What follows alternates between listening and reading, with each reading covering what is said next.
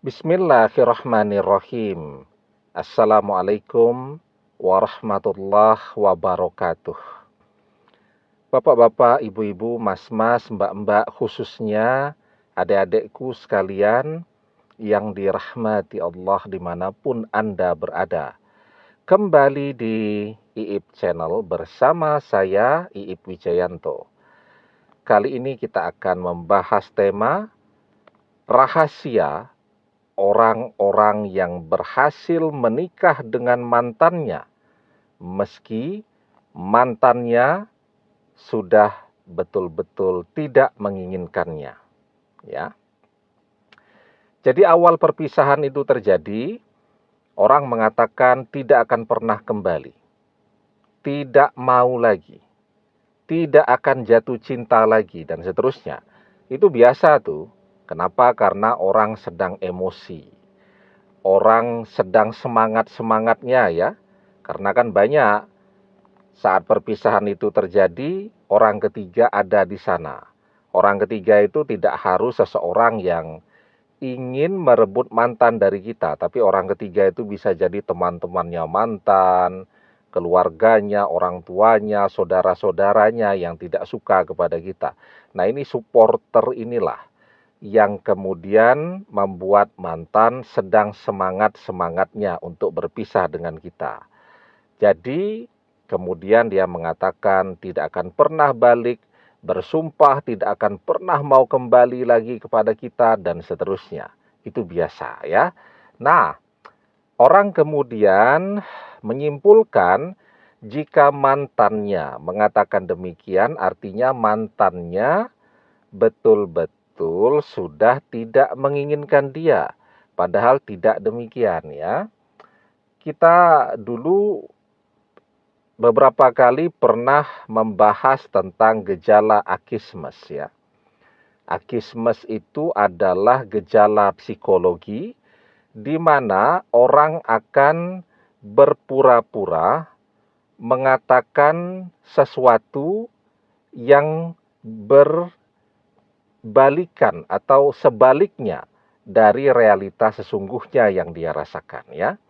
Jadi misalnya dia lapar, ditawari makan, dia bilang terima kasih, saya masih kenyang. Ya, dia misal kehabisan ongkos, ya, ditawari mau dipinjami duit, dia mengatakan terima kasih masih ada uang kok, dan seterusnya. Nah itu namanya akismes, padahal dia sangat membutuhkannya, tetapi dia mengatakan saya tidak butuh, saya tidak mau, dan seterusnya. Nah jadi ketika mantan mengatakan demikian, tidak akan pernah balik, ya, tidak cinta lagi, dan seterusnya. Dan itu dia katakan terus-menerus di mana-mana, berulang kali. Ketemu kita dia mengatakan itu, ketemu keluarganya dia mengatakan itu, ketemu sahabat-sahabatnya dia mengatakan itu, terus sahabat-sahabatnya cerita ke kita. Ketemu sahabat-sahabat kita, dia juga bilang begitu. Kemudian sahabat-sahabat kita cerita kepada kita. Nah itu akismes ya. Kenapa dia butuh berulang-ulang? Ya untuk meyakinkan dirinya sendiri ya, agar jangan pernah kembali kepada kita. Nah jadi itu namanya akismes. Ya, dalam bahasa Yunani akismos ya, diserap ke dalam bahasa Inggris pada abad ke-16 yang sekarang kita kenal sebagai akismes. Jadi ketika mantan mengatakan sudah betul-betul gak mau dengan kita, dan itu dia ucapkan berkali-kali, nah itu tanda bahwa mantan sesungguhnya realita yang ada di dalam hatinya dia betul-betul ingin kembali kepada kita. Dia bilang sudah tidak cinta, berkali-kali dia bilang, itu menunjukkan dia masih amat sangat mencintai. Nah, jadi ketika mantan masih saja tuh terus ngomong kemana-mana tidak akan pernah kembali, sudah ya, itu sudah kabar baik. Artinya apa? Artinya dia akan kembali, dia masih sangat mencintai dan seterusnya. Dia cuma butuh meyakinkan dirinya untuk tidak kembali pada saat ini, sehingga dia berulang kali harus mengatakan itu. Ya, dan ketika terus saja kita yang menjadi topik utama pembicaraan mantan kemanapun, itu menunjukkan bahwa kita selalu ada di dalam hati dan pikirannya. Karena itulah dia selalu menyebut-nyebut kita, membicarakan kita, dan seterusnya. Walaupun ya namanya orang yang gengsinya tinggi, ya pembicaraannya tidak akan balik, tidak akan jatuh cinta, dan seterusnya. Ya, gengsinya tinggi, sedang emosi, banyak supporternya, biasa tuh dia mengatakan seperti itu ya. Tapi ketika dia masih terus membicarakan, artinya tadi, ya, itu tanda cinta. Man ahabba say'an aksyaru zikrihi. Barang siapa yang mencintai seseorang, pastilah ia akan selalu menyebut-nyebut orang yang ia cintai itu. Nah, sehingga itu kenapa banyak orang yang sudah berpisah, mantannya sepertinya sudah betul-betul tidak ingin kembali kepada dia. Tetapi dia justru berhasil menikah dengan mantannya. Ada rahasianya. Nah, apa rahasianya? Sebelum kita bahas rahasianya, jangan lupa ya, yang belum subscribe untuk memencet tombol subscribe, menyalakan lonceng notifikasi agar Anda selalu mendapatkan pemberitahuan video-video dari channel kesayangan kita ini. Dengan subscribe, doa-doa kita selalu terhubung sehingga kita selalu bisa berdoa bersama-sama. Dan jangan lupa subscribe itu gratis ya. Nah, jadi ada yang bilang tuh ya, ada yang komen, kenapa sih Ustadz harus bilang jangan lupa subscribe? Lah kan boleh, semua konten kreator, semua YouTuber, dan lain-lain juga mengatakan begitu ya. Dan yang pasti itu begini ya, kalau subscribe kan dapat notifikasi ya, sehingga tidak berulang-ulang lah saya harus menceritakan satu tema. Contoh nih ya, di video short ya, kita sudah bahas tentang pasang apa tuh namanya di undangan pernikahan itu, eh, sumbangan ya, sumbangan, hanya menerima sumbangan dalam bentuk uang. Sudah video shortnya ada. Nah, terus saya buat video short tentang kalau dapat undangan satu hari 3 tempat, mana yang harus dihadiri. Tiba-tiba ada yang komen tanya, bagaimana kalau kemudian menerima undangan, ada tulisannya hanya menerima sumbangan dalam bentuk uang, tidak menerima sumbangan dalam bentuk barang, kado, dan seterusnya. Padahal videonya sudah ada. Nah, itu karena tidak subscribe ya. Jadi kalau tidak subscribe sayang, nanti banyak ilmu yang terlewatkan ya. Baik, sekarang rahasianya. Yang pertama ya, orang yang pernah bersama kemudian berpisah atau disebut sebagai mantan, itu adalah orang yang paling tahu, punya informasi yang cukup lengkap tentang siapa mantannya. Itu paling penting tuh. Karena apa? Karena untuk mendapatkan sesuatu, orang harus paham dulu apa yang akan dia dapatkan. Untuk mendapatkan seseorang, dia harus paham orang ini karakternya seperti apa, ya. Begitu. Nah, jadi kalau kita tidak mengenali sesuatu, ya kita tidak bisa mendapatkannya, ya. Misal kita mau manjat pohon kelapa tinggi itu.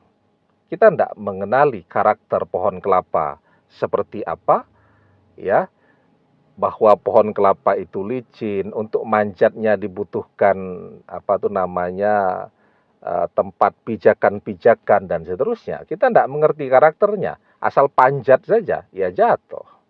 Ya, kelapa tidak dapat malah keseleo. Nah, jadi begitu kira-kira. Kita adalah orang yang paham betul karakter, sifat, keinginan mantan seperti apa, dan itu adalah modal yang paling penting, ya. Yang kedua, dengan bekal informasi itu, nah kita sekarang berusaha, ya. Berusaha apa? Misal mantan ini adalah orang yang sekarang sudah berhijrah, ya. Jadi dia sudah tidak mau lagi pacaran. Karena dia tahu persis pacaran itu isinya adalah dosa. Sekurang-kurangnya mendekati berdosa. Wala taqrabuz zina innahu kana fahisyah wa sa'a sabila. Dan janganlah kalian mendekati zina, karena sesungguhnya zina itu adalah perbuatan yang keji dan jalan yang buruk. Dia tidak mau mendekati zina. Ya, apalagi sampai berzina dan seterusnya. Nah, dia kemudian berhijrah. Ketika dia berhijrah, kalau diajak balik untuk pacaran, pasti dia tolak. Tapi kalau diajak balik untuk menikah, insya Allah dia akan menerima. Kenapa dia menerima? Perpisahan itu bukan karena dia sudah tidak cinta, tetapi perpisahan itu sesuatu yang berat yang harus dia pilih karena dia takut berdosa. Artinya cinta itu ada di dalam hatinya. Cuman dia tidak mau lagi dengan format yang namanya pacaran. Dia maunya dengan format yang namanya pernikahan. Nah, maka ketika melihat mantan itu sudah berhijrah, mendekatinya tidak boleh ngajak pacaran lagi, tapi ajak untuk menikah. Karena sesungguhnya cinta ada di dalam hatinya. Ya, formatnya saja yang harus disamakan, yakni pernikahan. Almar'u ma'a man ahabba wa anta ma'a man ahbabta. Seseorang akan bersama dengan orang yang ia cintai, dan engkau akan bersama dengan orang yang engkau cintai, ya.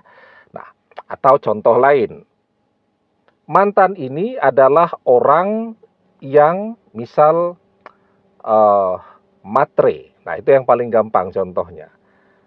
Matre, ya. Dia berpisah dengan kita, kenapa? Karena dia lagi naksir orang yang kaya. Maka apa yang harus kita lakukan? Sekarang kerja keras.